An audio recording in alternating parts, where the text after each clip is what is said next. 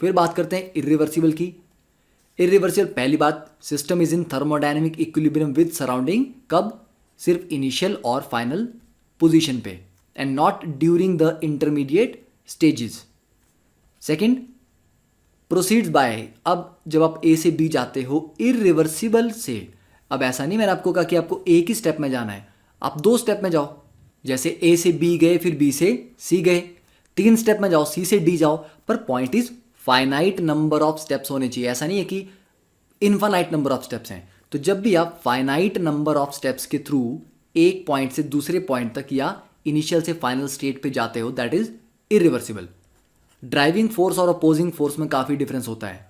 तो driving force is significantly greater than the opposing force, और nature में जितने भी प्रोसेस हैं ये सारे इरिवर्सिबल हैं और स्पॉन्टेनियस हैं। नेचर में जो होने वाले प्रोसेस हैं दे आर नॉट रिवर्सिबल, क्योंकि रिवर्सिबल एक आइडियल प्रोसेस है जिसको होने में इनफाइनाइट टाइम लगता है।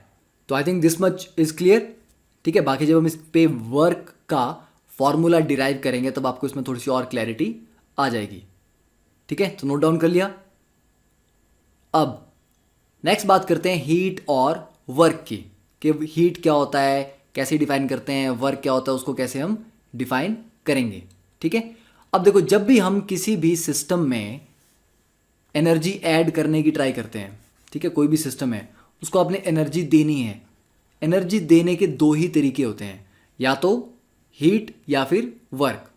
ठीक है, आप किसी भी तरीके से, मान लो आपके पास एक बकेट ऑफ वाटर है, ठीक है, उसको आपने गर्म करना है, पानी गर्म करना है उसमें जो रखा हुआ है।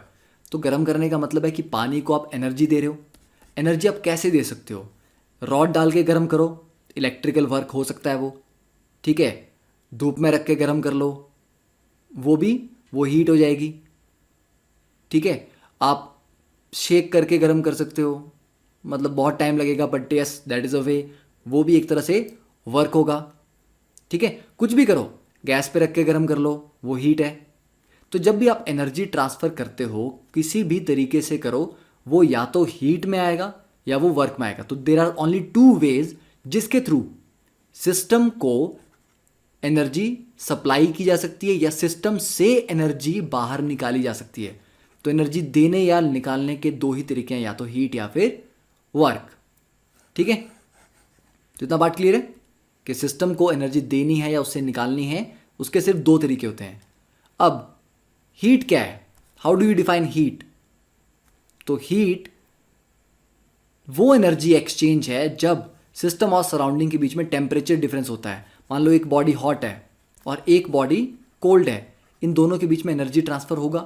कहाँ से कहाँ? हॉट बॉडी से कोल्ड बॉडी की तरफ। तो ऐसा एनर्जी ट्रांसफ़र जो हाई टेम्परेचर से लो टेम्परेचर की तरफ होता है, दैट इज कॉल्ड हीट। तो हीट के फ्लो के लिए, heat is basically energy transfer. ठीक है, तो हीट के लिए टेम्परेचर का डिफरेंस होना बहुत ज़रूरी है। अगर 2 बॉडीज़ सेम टेम्परेचर पे हैं, ये भी 25 पे, ये भी 25 पे है, तो इनके बीच में कोई हीट नहीं होगी, कोई एनर्जी ट्रांसफ़र हीट के थ्रू नहीं होगा। तो हीट के लिए रिक्वायरमेंट क्या है? दोनों बॉडीज़ के बीच में टेम्परेचर डिफरेंस होना चाहिए। तो हीट की डेफिनेशन हम लिख सकते हैं कि energy transfer between system and surroundings, energy transfer between system and surroundings due to a temperature difference only, due to a temperature difference only. ठीक है, बिना टेम्परेचर डिफरेंस के हीट वर्ड हम यूज नहीं करेंगे। सेकेंडली, ये एक पाथ फंक्शन है, इतना तो हमें ऑलरेडी पता है, तो हम लिख सकते हैं कि it's a path function and not a property of a system, not a property associated with a state। कि आप ये नहीं बोल सकते कि देखो इस सिस्टम में बहुत ज़्यादा हीट है, इस सिस्टम में कम हीट है।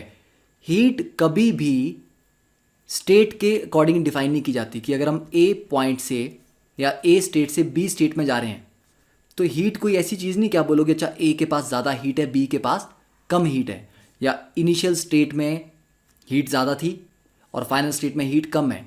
Heat is not a property of a state. Nobody can possess heat. System heat को पोजेस नहीं कर सकता. हीट का नाम ही तब आता है जब ए और से बी जाने में कुछ एनर्जी चेंज हो रहा है. तो एनर्जी ट्रांसफर को हीट बोलते हैं. एनर्जी जो स्टोर होती है बॉडी में उसको हीट नहीं बोलते. तो a body can not contain heat. A body can only lose और gain heat during a process. तो ए से बी जाते हुए या तो हीट गेन हो सकता है या हीट लॉस हो सकता है. ए पॉइंट पे हीट का कोई मतलब नहीं है, बी पॉइंट पे भी हीट का कोई मतलब नहीं है. तो इट्स अ ट्रांजिटरी टर्म. मतलब जब ट्रांजिशन हो रहा होता है ए से बी जाने में तभी हीट का वर्ड मतलब हीट वर्ड हम यूज करते हैं. Same is true for the work also. कि वर्क भी आप ये नहीं बोलते कि अच्छा देखो इनिशियल स्टेट में ज़्यादा वर्क है, फाइनल स्टेट में कम वर्क है. Work is a transitory term. जब आप ए स्टेट से बी स्टेट में जाते हो तब वर्क डन होता है. तो ये ड्यूरिंग द चेंज आता है. ठीक है, it's not a property of a state. तो वर्क को कैसे डिफाइन करेंगे? हीट तो डिफाइन कर दिया. देखो work is every other way of energy exchange. ठीक है, every other way of energy exchange between system and surroundings. Between system and surroundings. ठीक है, मतलब हीट के अलावा और किसी भी तरीके से अगर आप सिस्टम और सराउंडिंग के बीच में एनर्जी एक्सचेंज कर रहे हैं वो वर्क की होगा. वर्क कैसा हो सकता है? वर्क मैकेनिकल वर्क भी हो सकता है जो आप फिजिक्स में पढ़ते हैं, फोर्स इनटू डिस्प्लेसमेंट. ठीक है, ये इलेक्ट्रिकल वर्क भी हो सकता है, चार्ज इनटू पोटेंशियल. ये मैग्नेटिक वर्क भी हो सकता है. ठीक है, ग्रेविटेशनल वर्क हो सकता है, इलास्टिक वर्क हो सकता है, सरफेस टेंशन वर्क हो सकता है. तो वर्क डिफरेंट टाइप के हो सकते हैं. ज़रूरी नहीं कि जो आप फोर्स इनटू डिस्प्लेसमेंट एक वैरायटी आपने पढ़ी है वर्क उसी तरीके से डिफाइन होता है. ठीक है, वर्क के बहुत सारे फॉर्मूलाज हैं, वैरायटीज़ हैं. तो इतना क्लियर हो गया कि सिस्टम से एनर्जी निकालनी है या सिस्टम में एनर्जी देनी है, उसके दो ही तरीके हैं. One is heat and other is work. Clear. अब नेक्स्ट बात करते हैं IUPAC convention about heat and work की, कि कब हीट और वर्क को पॉजिटिव और नेगेटिव हम लेते हैं.